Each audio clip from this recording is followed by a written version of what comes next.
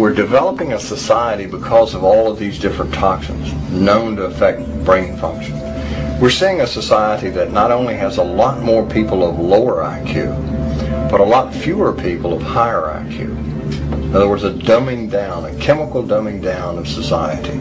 So everyone's sort of mediocre.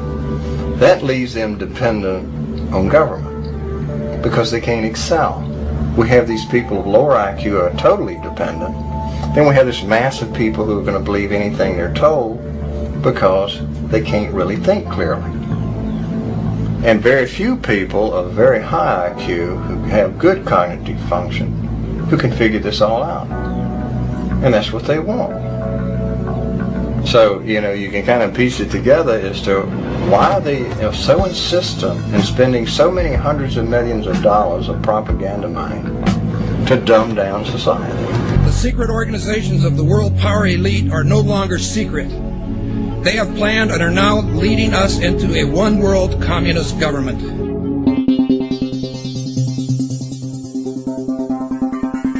It's no longer a theory.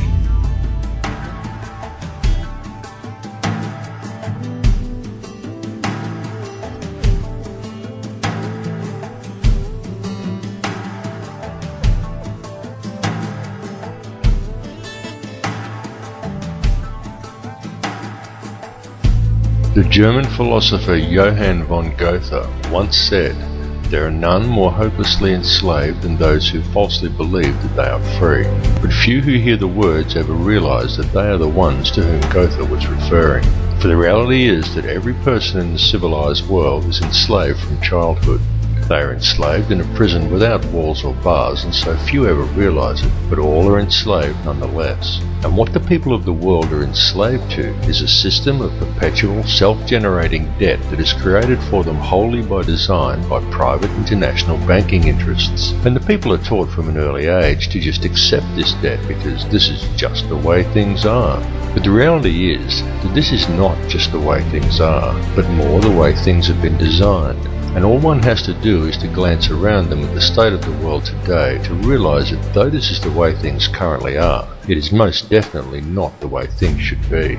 The most powerful and useful tool a person can ever gain in their life is knowledge. For with knowledge comes wisdom and a deeper understanding. And real truth can be exhilarating because real truth will set you free. Now whether you believe in the Illuminati or not, whether you take the time to listen to so-called conspiracy theories or not, there are some things that should be clearly understood by all. These are not conspiracy theories by any stretch of the imagination. They are well documented, quite traceable, and very provable facts. And these facts are as follows. There is one ruling bloodline that exists on this earth. This ruling bloodline is very old. It is the same bloodline that has always ruled the earth ever since the days of ancient Egypt, and it is very pervasive. For example, many people think that anyone can get to be President of the United States, but the reality is that all US presidents have been Freemasons, and a large number of them are in fact related, and their lineage can be traced back to European monarchy, and in particular to the line of William of Orange. This elite bloodline can actually be traced back a good deal further than William of Orange, and even back as far as the royalty of ancient Egypt. And it is this very same bloodline that has ruled the earth ever since, and to which the British monarchy and the current US president can both ultimately be traced. Many people may be surprised to learn that US President George W. Bush is in fact the 13th cousin of Queen Elizabeth II, the current British monarch. Reverence for the royal bloodline and worship of Amun-Ra is still carried out in the world today, though it is veiled and secretive, but the symbolism remains true, as always, hidden in plain view. Adherence to such traditions is why each of the three city-states of London, Vatican and the District of Columbia all have their own obelisks. The London obelisk is also accompanied by two sphinx wrought in the image of Tutmosis, indicating that it is in London that the royal bloodline actually resides. The fact that out of all the pharaohs to choose from, the London Sphinx depicts Tutmosis is actually very telling indeed for a number of reasons, but that is another tale.